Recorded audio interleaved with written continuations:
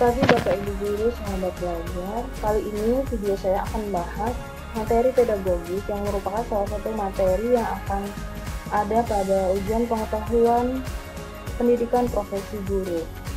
Nah, soal-soal ini adalah soal-soal sebagai latihan persiapan menghadapi UP pada tahun-tahun sebelumnya. Untuk paket yang pertama, pedagogi yang ke-1, ada 10 soal yang akan saya bahas. Kebetulan soalnya ini pedagogi yang terintegrasi dengan materi IPA karena saya guru IPA. Akan tetapi untuk Bapak Ibu Guru sahabat belajar yang tidak mengajar mata pelajaran IPA, bisa melihat contoh soal pedagoginya yang saya kira tidak akan jauh berbeda dengan soal pedagogi pada mata pelajaran Bapak Ibu Guru sahabat belajar sekalian. Bagi Bapak Ibu Guru sahabat belajar sekalian yang membutuhkan file soal ini, Bapak Ibu Guru dapat download pada link yang saya sertakan di kolom deskripsi. Kemudian, sebelum paket 1 pedagogi 1 ini, saya telah membahas 100 soal kepribadian. Jika Bapak Ibu Guru belum melihat, saya rekomendasikan linknya di atas, silakan dibuka kemudian disimak video pembahasan dari saya. Sebelumnya, saya minta bagi Bapak Ibu Guru yang belum subscribe, terlebih dahulu subscribe channel saya, kemudian share atau bagikan channel ini ke media sosial Bapak Ibu Guru sahabat belajar yang lain, sehingga teman-teman guru yang lain yang akan mengikuti ujian pengetahuan atau UP pendidikan profesi guru juga bisa ikut menyimak penjelasan pada video. Kita mulai paket 1 pedagogi 1. Nomor 1, pengetahuan yang relevan dengan tujuan. Siswa dapat merumuskan pengaruh kekuatan magnet terhadap kecepatan putar kipas listrik adalah A. Kutub magnet, B. Magnet elementer, C. Induksi magnet, D. Induksi elektromagnet, E. Kemagnetan bumi. Jadi, yang ditanya adalah pengetahuan yang relevan dengan tujuan. Tujuannya adalah merumuskan pengaruh kekuatan magnet terhadap kecepatan putar kipas listrik. Jawaban yang tepat dari kelima opsi itu yang C, induksi magnet. Soal nomor 2, peralatan laboratorium sekolah terbatas. Yang tersedia di sekolah itu hanya kertas, spidol, kain-kain perca, penggaris plastik, spatula kaca, penggaris kayu, kapur, dan papan tulis. Maka pembelajaran materi listrik statis dapat menggunakan model atau metode A. Pembelajaran langsung, B. Saintifik, C. Diskusi, D. Ceramah, E. Tanya jawab. Untuk pembelajaran materi listrik statis, meskipun laboratorium memiliki peralatan sekolah yang terbatas, akan tetapi di sini ada alat-alat yang disediakan yang dapat digunakan untuk melakukan praktikum secara sederhana. Maka model atau metode yang kita lakukan sama, yaitu yang B. Saintifik. Soal nomor 3, media pembelajaran yang paling sesuai untuk pembelajaran reproduksi manusia adalah A. Objek fisik, B. PowerPoint, C. Cetak, D. Audio, E. Manusia dan lingkungan. Nah, media yang digunakan pada pembelajaran reproduksi manusia, jelas tidak mungkin kita menghadirkan manusia itu sendiri, atau objek fisik secara langsung, tidak mungkin. Kemudian untuk media audio dan media cetak, ini kurang pas digunakan sebagai media pembelajaran untuk materi reproduksi manusia. Sehingga media yang paling tepat adalah B. PowerPoint. Soal nomor 4. Pertanyaan untuk kegiatan apersepsi pembelajaran dengan tujuan menggambar pembentukan bayangan pada cermin adalah bertanya tentang A. Hukum pemantulan cahaya, B. Pemantulan pada cermin datar, C. Sifat sinar istimewa pada cermin cekung, D. Sifat sinar istimewa pada cermin cembung, E. Sifat gelombang cahaya. Pertanyaan untuk kegiatan apersepsi atau pembuka sebelum pembelajaran menggambar pembentukan bayangan pada cermin, yang perlu kita tanyakan yang pertama adalah mengenai hukum pemantulan cahaya.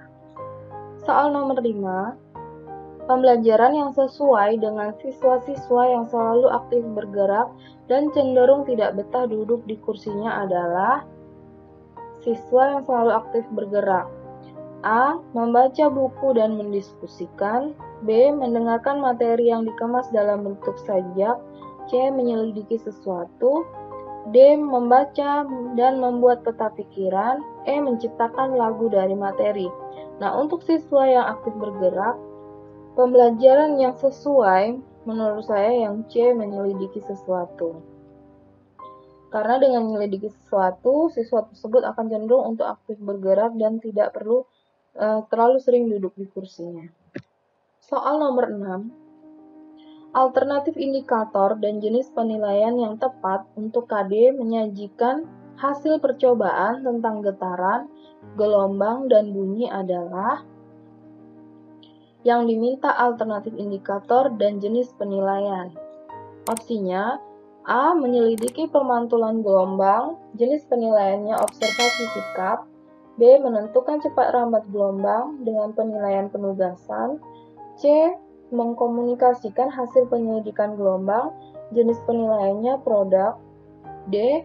Memiliki ketekunan dalam penyelidikan gelombang, penilaiannya praktik. E. Melakukan percobaan pengaruh pemantul pada pemantulan gelombang dengan jenis penilaian jurnal. Untuk alternatif indikator dan jenis penilaian yang tepat untuk kompetensi dasar menyajikan pada percobaan getaran, gelombang, dan bunyi, jawaban yang tepat menurut saya yang C. Mengkomunikasikan hasil penyelidikan gelombang dengan penilaian produk. Untuk KD menyajikan bisa dilakukan salah satunya adalah mengkomunikasikan atau mempresentasikan hasil penyelidikan. Soal nomor 7. Terdapat indikator menjelaskan cara pengukuran panjang dengan penggaris. Soalnya, untuk mengukur panjang digunakan alat ukur penggaris, neraca, stopwatch, termometer. Soal di atas tidak tepat karena A. Tingkat kesulitan soal terlalu mudah. B. Tidak mengukur yang seharusnya diukur. C. Bahasa tidak baku. D. Pokok soal tidak jelas. E. Stimulus tidak berfungsi. Kita lihat soalnya. Di sini indikatornya adalah menjelaskan cara pengukuran panjang dengan penggaris. Sedangkan di soal yang ditanyakan adalah alat ukurnya. Indikatornya menjelaskan cara, tetapi di soal ditanya alat ukur. Maka dari itu, soal tersebut tidak tepat karena B. Tidak mengukur yang seharusnya diukur. Soal yang tepat untuk indikator menjelaskan cara adalah soal dengan pilihan cara yang tepat untuk menjelaskan pengukuran panjang dengan menggunakan penggaris. Soal nomor 8. Hasil ulangan harian materi pokok, struktur dan fungsi tumbuhan dan teknologi yang terinspirasi adalah sebagai berikut. KKM-nya itu 65. Siswanya A, B, C, D, E, F, kemudian nilainya ada bagian akar, batang dan daun, bunga, buah, dan teknologi. Nah, Bapak Ibu Guru sahabat belajar bisa melihat nilai yang disajikan pada tabel. Nilai di sini ada yang di atas KKM, ada yang di bawah KKM. KKM-nya sendiri 65. Kemudian setelah mengamati tabel, soalnya tindakan selanjutnya yang paling tepat adalah A. Melakukan pembelajaran ulang untuk seluruh materi dengan metode demonstrasi dan latihan penerapan yang relevan. B. Melakukan pembelajaran remedi untuk materi batang dan daun Newton dengan metode inquiry bebas.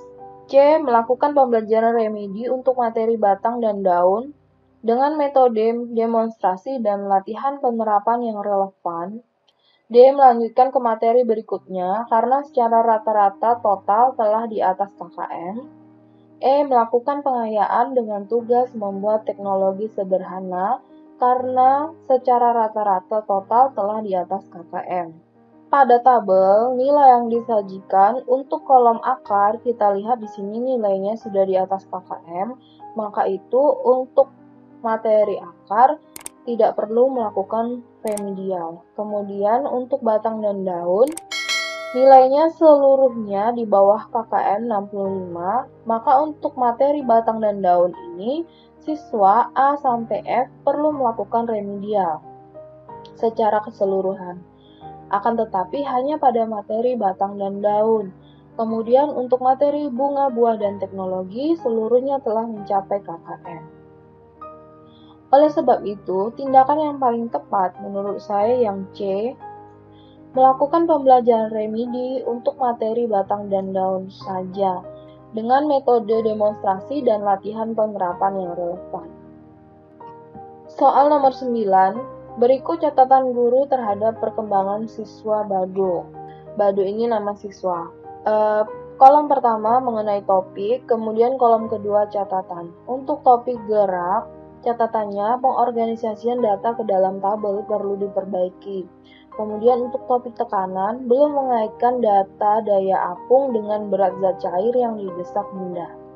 Data menunjukkan Bado perlu dibimbing lebih pada saat A. Merumuskan masalah, B. Merumuskan hipotesis, C. Menganalisis data, D. Membuat intervensi, E. Membuat kesimpulan.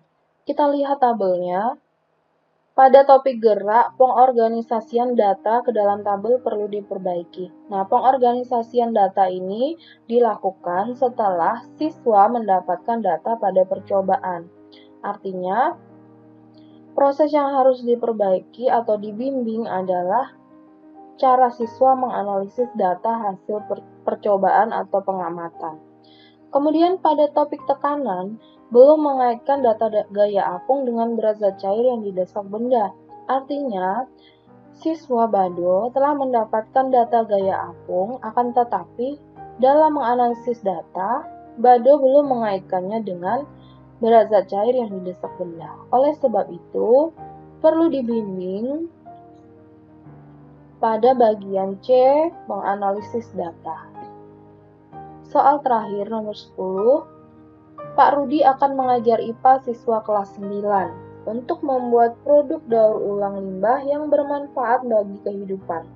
Agar metode project based learning yang Pak Rudi terapkan berhasil dengan baik, maka langkah pertama yang harus dilakukan Pak Rudi adalah A. Menugaskan siswa mengidentifikasi beragam limbah, B. Menugaskan siswa memfokuskan pada limbah kertas atau plastik, C. Menerapkan jenis produk daur ulang yang akan dibuat, D. Membuat jadwal alokasi waktu pembuatan produk, E. Mempresentasikan hasil karya daur ulang limbah.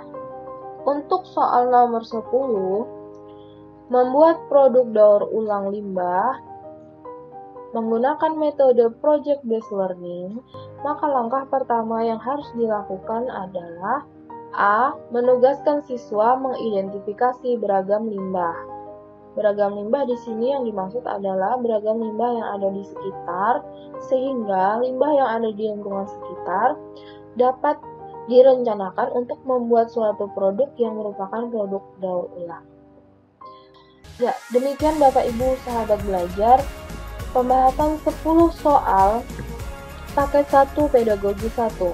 Untuk diskusi soal, silakan tuliskan pada kolom komentar.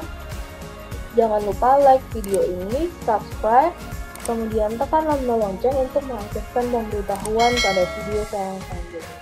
Terima kasih, sampai jumpa.